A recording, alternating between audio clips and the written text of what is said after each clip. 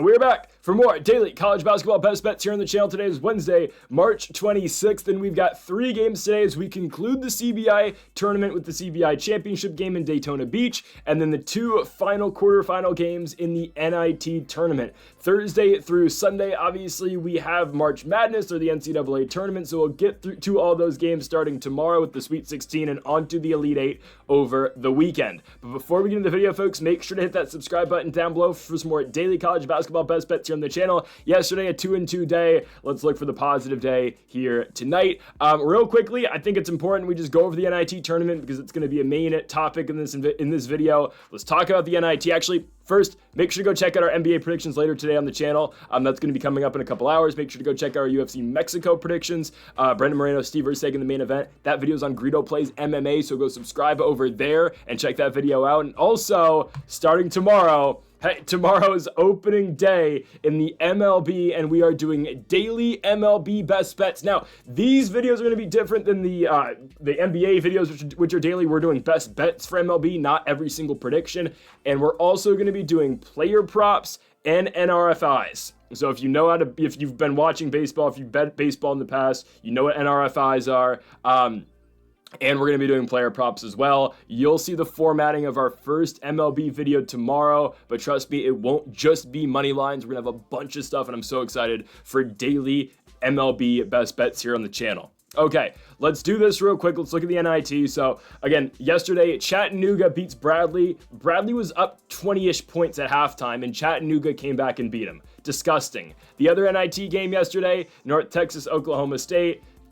Yeah, Oklahoma State just blew it at the end. So we hit on the 2 CBI games yesterday. We did not hit on either of the NIT games. Oklahoma State tried to mount a comeback at the very end. They got a look at the end of the game to potentially win it, but the Mean Green won that game. Oklahoma State was playing from behind the entire ball game. They took the lead with about 5-ish minutes to go, and then North Texas took the lead back and just never gave it up. So today in the NIT, we have the Irvine region concluding in the San Francisco region. In the SF region, right, Loyola Chicago taking on Kent State. And then my pick originally to win the NIT, UC Irvine. I think the best team in this tournament, they take on the UAB Blazers. That's a really fun game. I'm in Irvine, California. We'll get to that, though. That is the final game today because first, we start things off in the CBI. The CBI kicks off the slate today. Cleveland State versus Illinois State.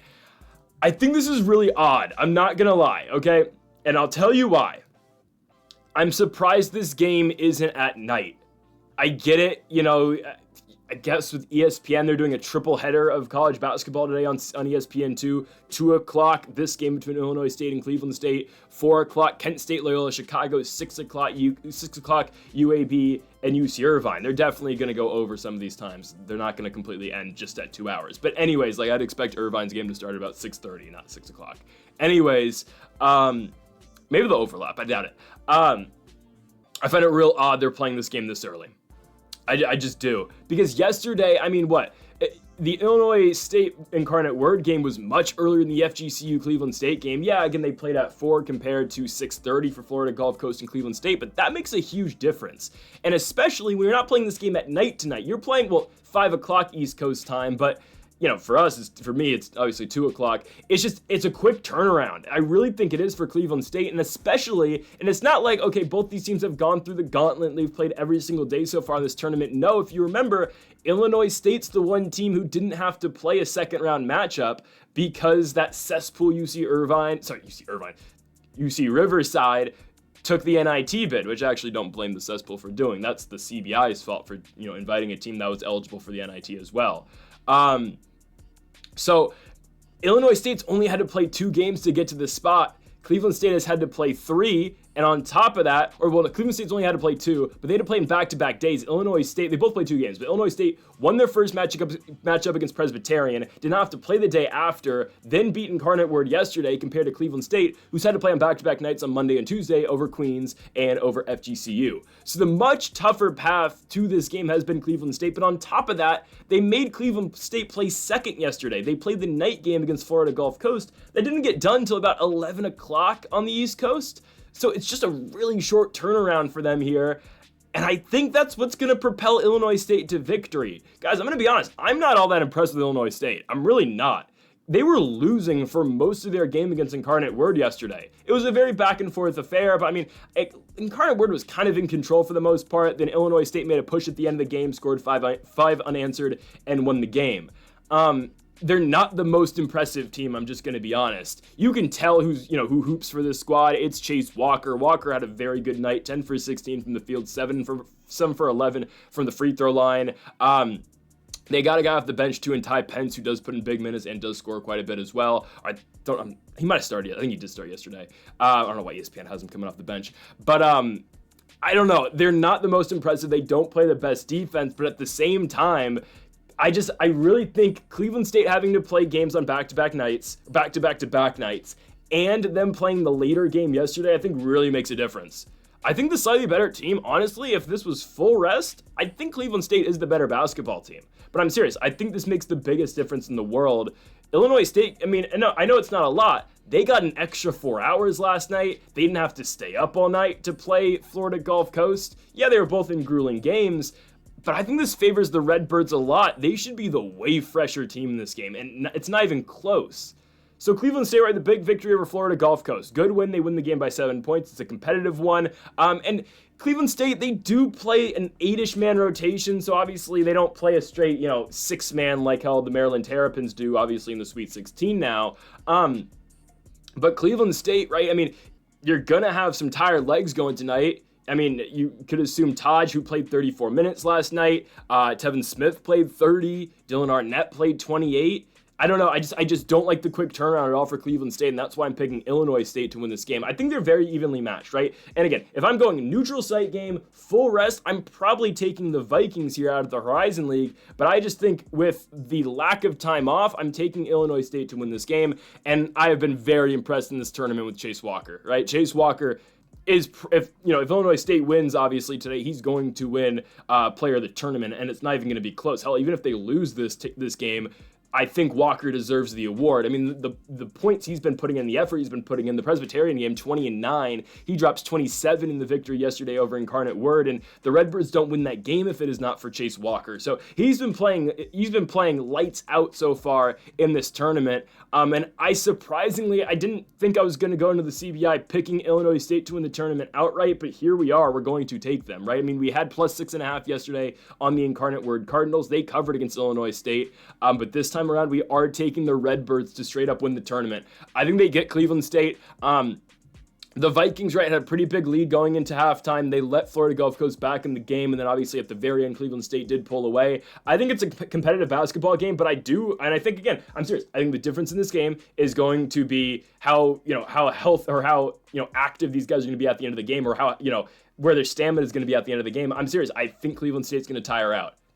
They have not had a lot of time off in between games. I think if this game was at night, if it was, a 7 o'clock start, so a 10 o'clock local start time for this in Daytona Beach, I would be fine with Cleveland State here. But it's just an earlier game for them. They haven't had much time off, and Illinois State has not had to play back-to-back games like them. Illinois should be the way quicker team in this one, and I expect the Redbirds to out-hustle Cleveland State, because that's how Cleveland State will get you sometimes, right? They're a good defensive team. They will out-grind you, and they will out-hustle you.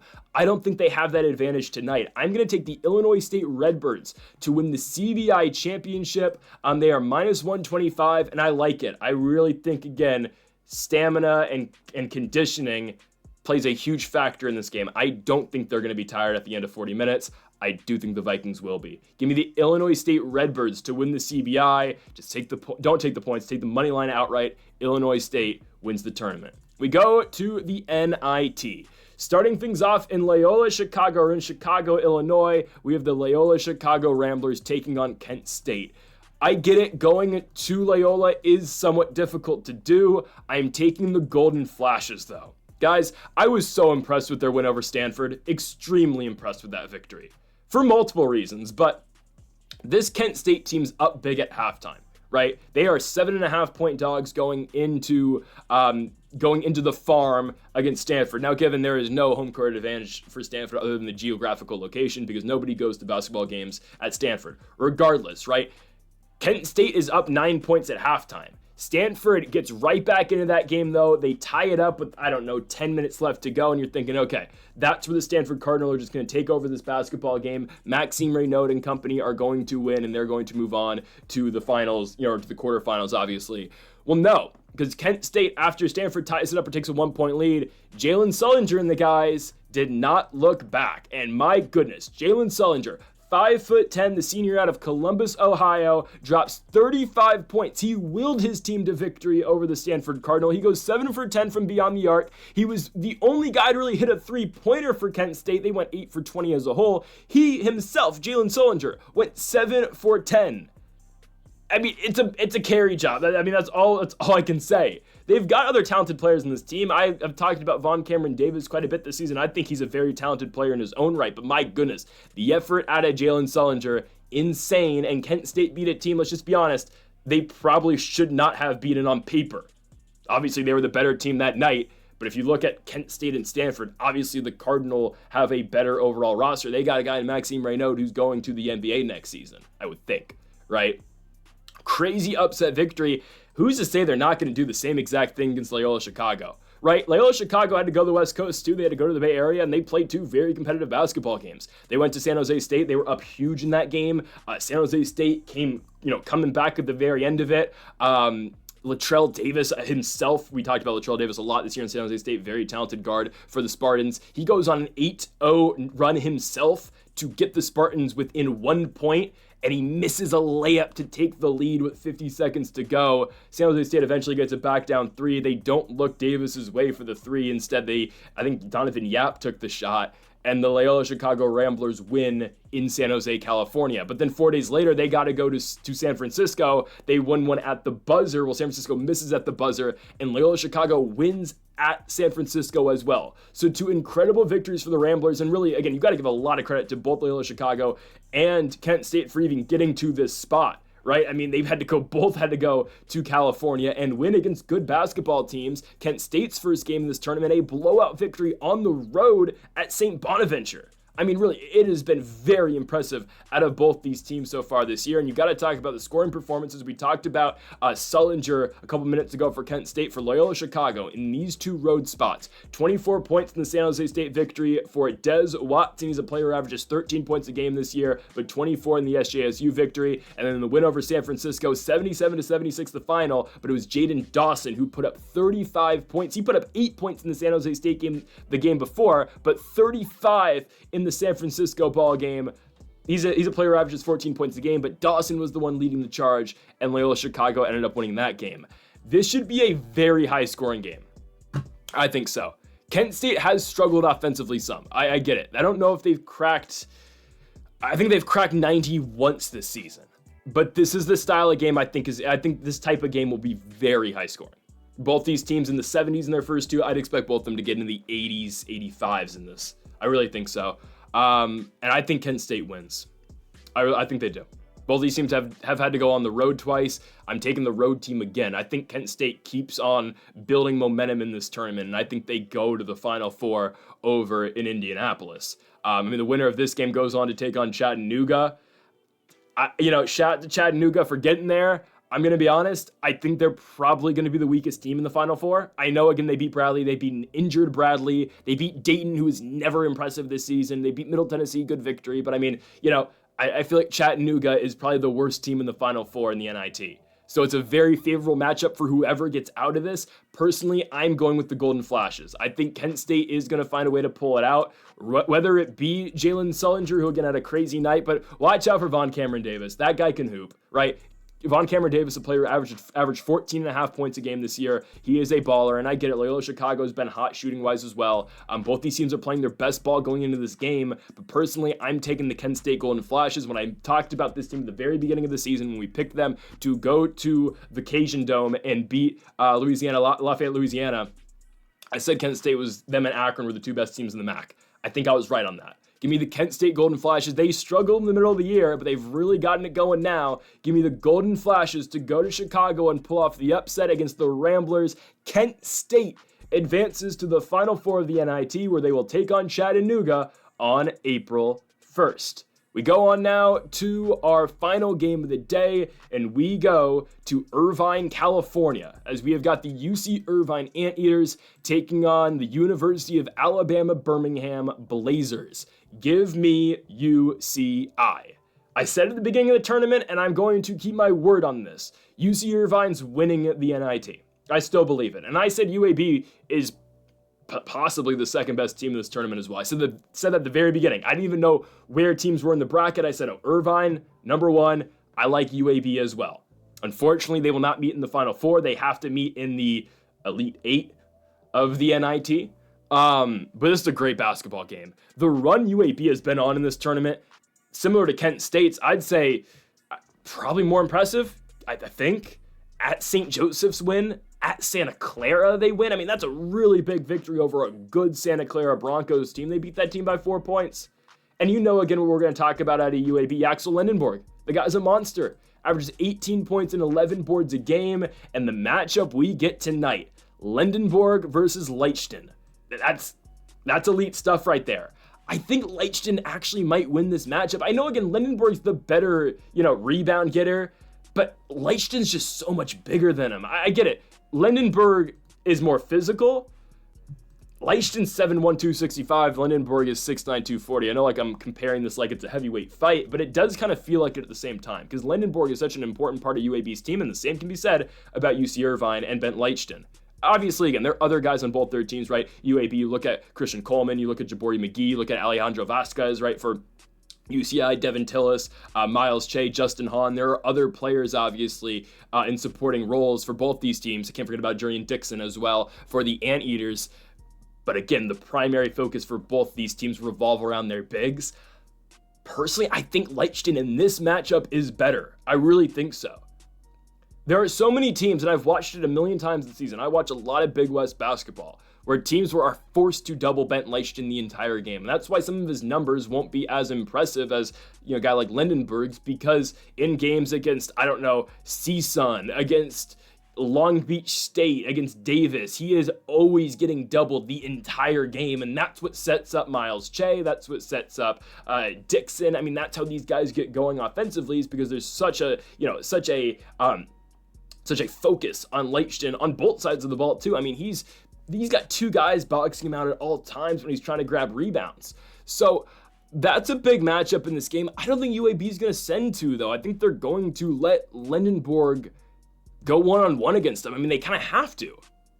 I mean, we're going to bring over Christian Coleman as well, but then again, how do you match up with Devin Tillis for UCI?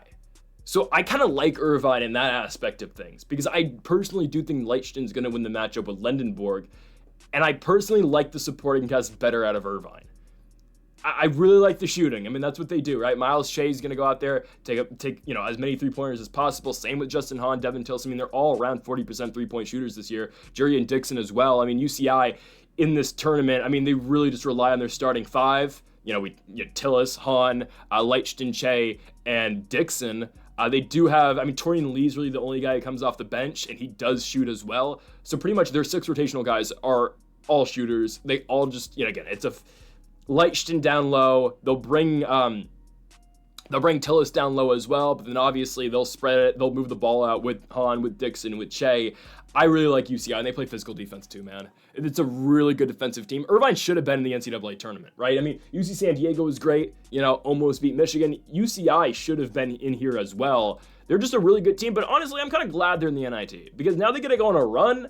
And hell, again, you'd rather be UCSD probably going to the tournament, but hell, if Irvine's able to win the NIT like I think they're going to, and pick up a win over a team like UAB and against a guy like Yaxel Lendenborg, who put up 16 and 17 in the St. Joseph's game and 22 and 11 against Santa Clara, and that's against a good big, by the way, for Santa Clara and Christoph Tilley, right? I mean, it's a big win for Irvine. I just think the supporting cast is better for Irvine, for Leichtston, than UAB's is for Lendenborg. And ultimately, that's where this game comes down for me. I really love the matchup, but I think Irvine does win. I don't think UAB's able to score as effectively. I think Leichtston will not have his way with Lendenborg, but really limit the production. And I don't think, again, Irvine, sure, they do base their offense around Leichtston, but Leichtston's been their leading scorer once in their last 10 games. Yes, he's a factor, But for UAB, I mean, it's usually always Lendenborg who is their leading scorer. If not, it's going to be Jabori McGee. But, you know, Lendenborg, they need at least 20 points out of him to win.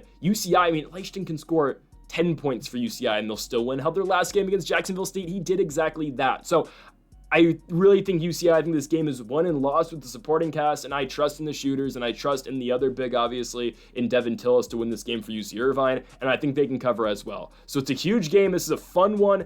Winner goes, obviously, to the Final Four in the NIT, and the winner of this game will go on to play North Texas, which is such a good matchup as well. Aiden Wright and the guys over there for the Mean Green, but I am taking the UC Irvine Anteaters to win and cover at home tonight against the University of Alabama Birmingham Blazers. Give me UCI minus 4.5 as they advance to the Final Four of the NIT. So folks, thank y'all for watching our best bets for college basketball here on March 26th. If you have not yet though, make sure to hit that subscribe button down below for more. Make sure to leave a like if you did enjoy the video. Make sure to comment if you do disagree with any of the picks. Folks, thank y'all for watching, and Mamba forever.